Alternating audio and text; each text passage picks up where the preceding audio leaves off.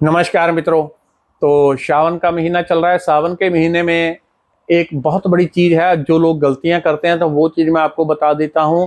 और शिवलिंग के लिए बहुत लोगों के ये बहस चलती रहती है, शिवलिंग को छूना चाहिए नहीं छूना चाहिए, कोई शास्त्रों के प्रमाण देगा, कोई किसी तरह से देगा।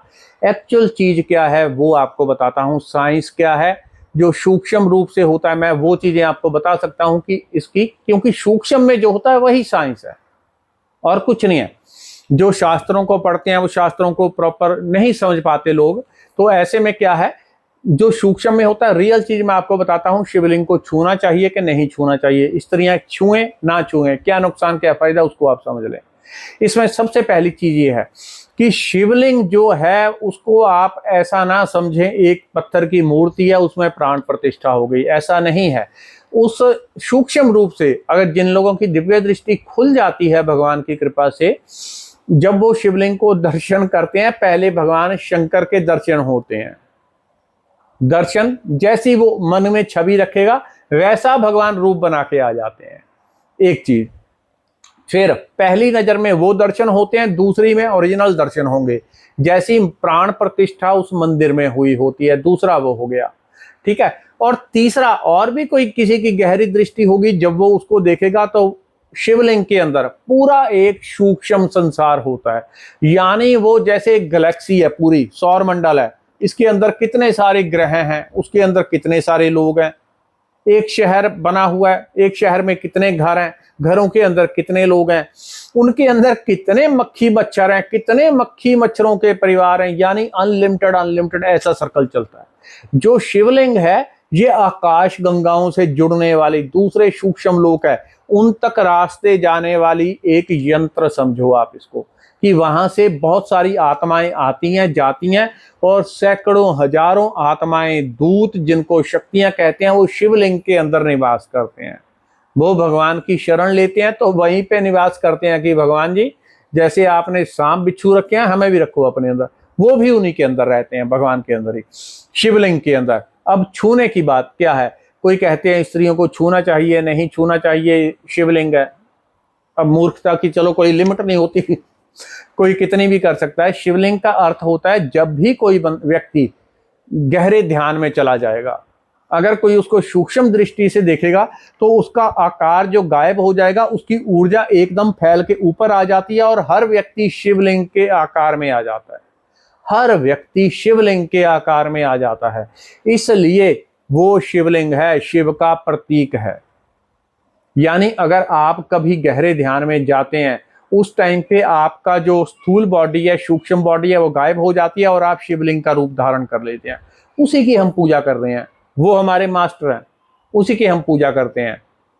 इसके और बहुत सारे कारण हैं, महाविज्ञान है। तो शिवलिंग छूने की बात, अब दूसरी, छूना चाहिए कि नहीं छूना चाहिए स्त्रियों को, ना तो स्त्री को ना पुरुष को, किसी को भी नहीं छूना चाहिए शिवलिंग को। इसके पीछे क्या कारण है वो भी बताता हूं। जिन लोगों की आप बातें सुनते हैं वो कुछ भी बोलते रहते हैं बेचारे, उनको समझ नहीं आती चीजें।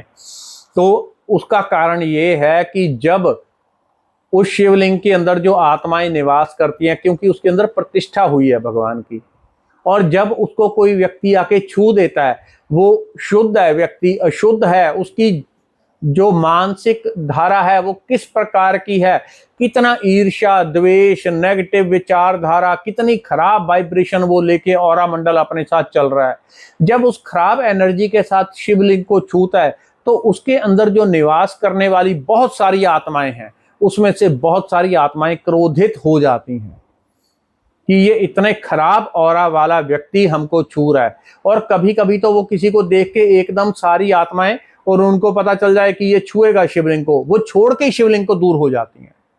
तो उससे क्या होता है, जब कोई खराब एनर्जी के साथ शिवलिंग को छूता है वो निस्तेज होता है, उसका ऊर्जा जो है वो स्खलन होने लग जाती है, उसकी ऊर्जा कम होने लग जाती है, देवी देवताओं के रहने के काबिल नहीं रहती।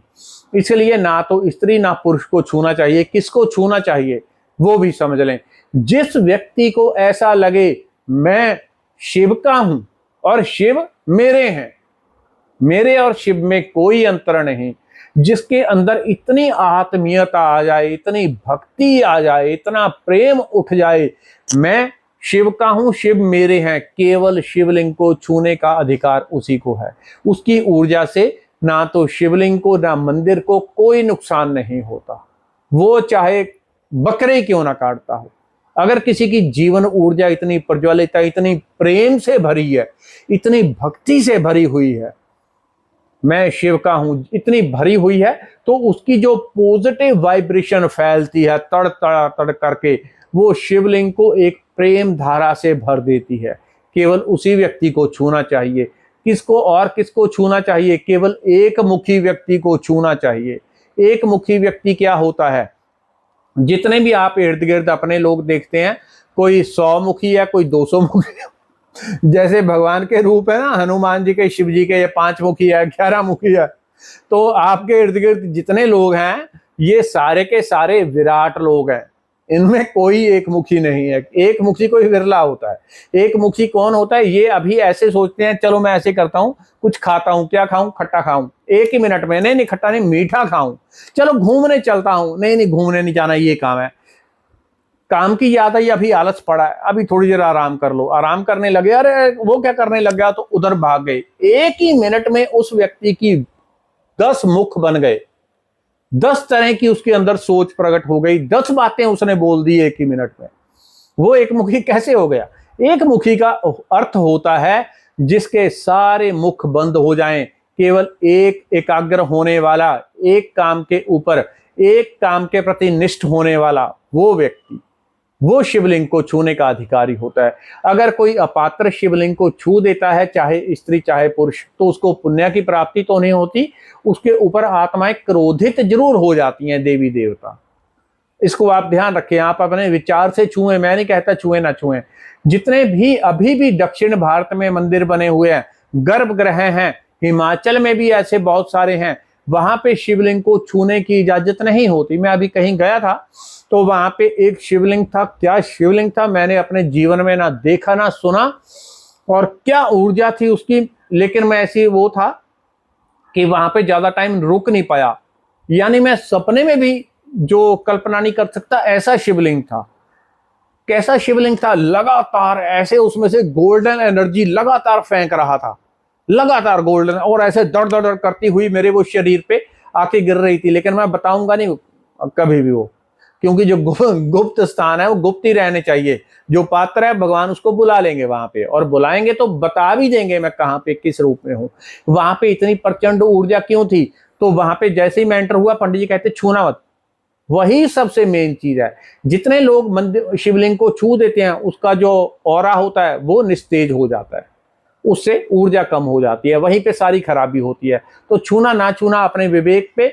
अगर आप छुएंगे तो सिवाय पाप के और कुछ मिलता नहीं। अगर किसी को लगे कि मैं शिव एक हूं, शिव मेरा है, तो वो कर सकता है, उसके करने से नॉर्मली कुछ नहीं होता। हाँ, अगर कोई वैसे ही दंभ अहंकार से कहे मैं भी शिव का हूं, ऐसा हूं, तो फिर नुकसान ही होता है। तो शिवलिंग को जितना हो नहीं छूना चाहिए, खाली पूजा करनी चाहिए।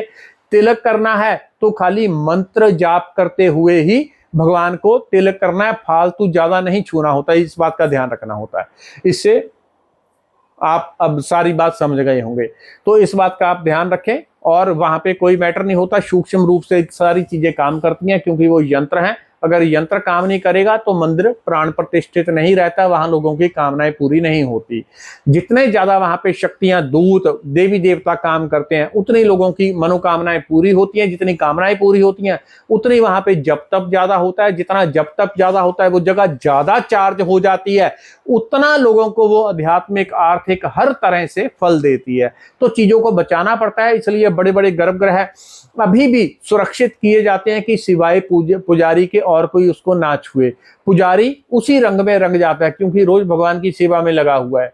एक ही पुजारी, 2 पुजारी, तो उसी रंग में रंग जाते हैं, इसलिए उनकी ऊर्जा एक जैसी रहती है। तो उन पुजारियों का आशीर्वाद बड़े मायने रखता है। तो धन्यवाद, नमस्कार।